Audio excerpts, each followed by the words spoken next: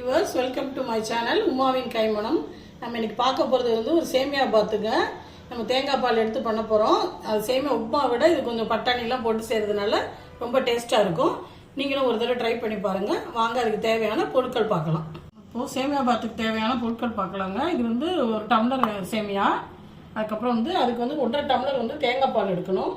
நம்ம ஒரு அரை முடி தேங்காய் வந்து 2 தடவை பால் எடுத்திங்கன்னா 1.5 டம்ளர் வந்துடும். 1 டம்ளர் சேமியா, 1.5 டம்ளர் தேங்காய் பால். அதுக்கப்புறம் ஒரு பெரிய வெங்காயம் நறுக்கி 2 வெங்காயம் நறுக்கி வச்சிருக்கு. இது வந்து பச்சை மிளகா 2 பச்சை மிளகா, ஒரு 1/4 டம்ளர் வந்து பச்சை பட்டாணி. இதுதான் வந்து முந்திரி பருப்பு. ஆப்ஷனல் தான், தேவையான போட்டுக்கலாம். தேவையான அளவு உப்பு. தாளிக்கிறதுக்கு கொஞ்சம் கடலை பருப்பு எடுத்து வச்சிருக்கு. இப்போ அடுத்தது வந்து நம்ம சேமியாவை வந்து வறுத்துக்கலாம். சேமியாவை நல்லா வறுத்துக்கலாம். கொஞ்சம் லைட்டாக கலர் மாறணும். மாறிட்டு அப்படி நம்ம எடுத்து ஒரு பாத்திரத்தில் எடுத்து வச்சுக்கலாம். இப்போ வந்து அடுப்பில் வந்து இருப்பு சட்டி வச்சாச்சு. பழையபடியும் எண்ணெய் ஊற்றிருக்கேன். எண்ணெய் ஊற்றி கடுகு கடலை பருப்பு தாளிச்சிட்டு வெங்காயம் பச்சை மிளகாயை கொஞ்சம் வதக்கிக்கலாம். கடுகு போடுறேங்க. கடுகு போட்டு கடலைப்பருப்பு, கடுகு வெடிக்கட்டும். அதுக்கப்புறம் வந்து கடலைப்பருப்பு போடலாம்.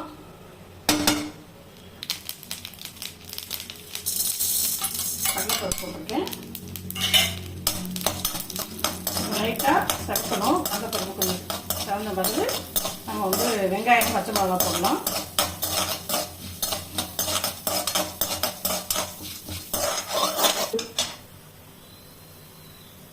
இப்போ வந்து வெங்காயம் அரிசி வச்ச வெங்காயமும் பச்சை மிளகாயும் போட்டிருக்கேன். போட்டு கொஞ்சம் கிண்டிக்கலாம். கொஞ்சம் நல்லா வதங்கட்டும். வெங்காயம் நல்லா வதங்கட்டும்.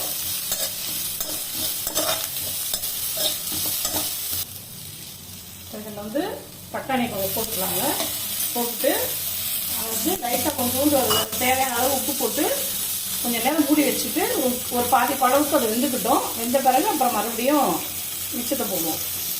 முந்திரி பருப்பு கொஞ்சம் வந்து நெய் ஊற்றி கொஞ்சம் வறுத்துக்கிறேன். அதுக்கப்புறமா வந்து சேமியாலாம் போட்டதுக்கப்புறம் அதில் சேமியா பாத்தில் சேர்த்துக்கலாம். இப்போ வந்து நம்ம எடுத்து வச்ச தேங்காய் பாலை அதில் ஊற்றுறேன். ஊற்றிட்டு நம்ம வந்து அதுக்கு தேவையான அளவு உப்பு போட்டுட்டு அது கொஞ்சம் ஒரு கொதி வர வரைக்கும் நம்ம வெயிட் பண்ணணும். இப்போ வந்து தேங்காய் பால் வந்து கொதிச்சிருச்சுங்க. அதுக்கப்புறம் வந்து இந்த சேமியாவை எடுத்து அதில் போட்டுட்டு அப்புறம் கொஞ்சம் நேரம் மூடி வச்சுட்டு கிண்டலாம். இப்போ வந்து வறுத்த முந்திரி பருப்பு அதில் சேர்த்துக்கலாம்.